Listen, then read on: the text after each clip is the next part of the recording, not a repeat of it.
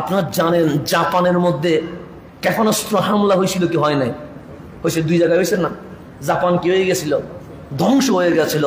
জীবনে কেউ কি বলছিল জাপান আজকে এত বড় শক্তিশালী রাষ্ট্র হবে? জীবনে কেউ কল্পনা করছে?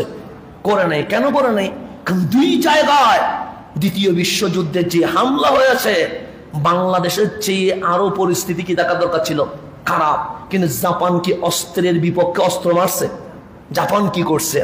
জাপান যখন দেখছে আমার দেশে দুইটা ক্ষেপণাস্ত্র পড়ে গেছে, এখনো পর্যন্ত সেই জায়গার আবহাওয়ার মধ্যে জীবাণু রয়ে গেছে। যারা আপনারা পড়েন ইতিহাস, হিস্ট্রি নিয়ে, ওখানে এখনো পর্যন্ত সন্তান ভালো করে জন্ম নেয় না, হয়তোবা পা ঠিক থাকে না, চোখ ঠিক থাকে না, ওই রকম করে সন্তান কি হয়, জন্ম হয়। এখনো পর্যন্ত বোমার প্রভাব রয়ে গেছে। তারা কি করলো?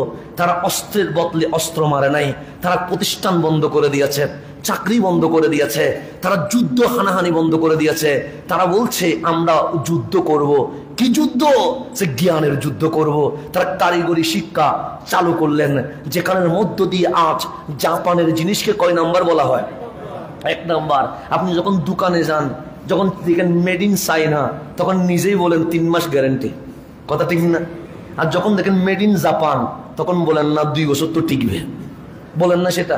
আমি বলতে দেখেছি অনেককে, যখন দোকানে ঢুকে মেড ইন চাইনা দেখলেই বলে কয় মাস চলবে? 3 মাস চলবে। কিন্তু মেড ইন জাপান দেখলে বলে না 2 বছর চলবে। কেন? ওরা যে ওই যে বোমা হামলার পর তারা সমস্ত কিছু বন্ধ করে দিয়ে জ্ঞানের সমুদ্রে তারা কি করেছে? ডুব দিয়েছে। কারিগরি শিক্ষা চালু করেছে। ওই কারিগরি শিক্ষার উপর বসে আজ এমন ভাবে দুনিয়ায় নীরবে নিস্তব্ধে শাসন করছে। আজ জাপান বললে বাংলাদেশও ভয় পায়, জাপান বললে আমেরিকাও ভয় পায়, জাপান বললে অস্ট্রেলিয়াও ভয় পায়। কেন? ওই জ্ঞানের কলমের কালি তাকে অতটুকু নিয়ে গেছে। আমার ইসলাম তো সেটাই বলেছিল, ইকরা, পড়ো, গবেষণা করো। আমার ইসলাম তো সেটাই বলেছিল, আর রহমান আল্লামাল কোরআন।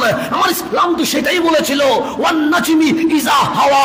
যখন তারকা নিয়ে মানুষে বলেছিল এগুলা জাস্ট আলো দেয়, তখন আমার ইসলাম বলছে ওয়ান নাজমি, তারকার শপথ, ইজা হাওয়া, যখন এটা অবতরণ করে। আমার ইসলাম তো সেটাই বলেছিল ওয়াদ-দুহা ওয়াল লাইলি ইজা সাজা। আমার ইসলাম তো সেটাই বলেছিল আলাম নাশরাহ লাকা সাদরাক। আমার ইসলাম তো সেটাই বলেছিল সুবহানাল্লাযী আসরা বিআবদিহি লাইলাম মিনাল মাসজিদিল হারামি ইলাল মাসজিদিল আকসা। যখন বিজ্ঞান বলছে উপরে নবমণ্ডল, অক্সিজেন নাই, আমার ইসলাম বলছে হাবিব যখন কেউ চাঁদ গ্রহণীয় ভাবে নাই, যখন কেউ গাছ চিনিয়ে ভাবে নাই, তখন সর্বপ্রথম দুনিয়ায় মহা বিজ্ঞানী রহমতুল্লিল আলামিন ঊর্ধ্ব জগৎ সফর শুরু করে দিয়েছেন। আমার ইসলাম তো সেই জ্ঞানের কথা বলেছিল, আমার ইসলাম সেই জ্ঞানের কথা বলেছিল।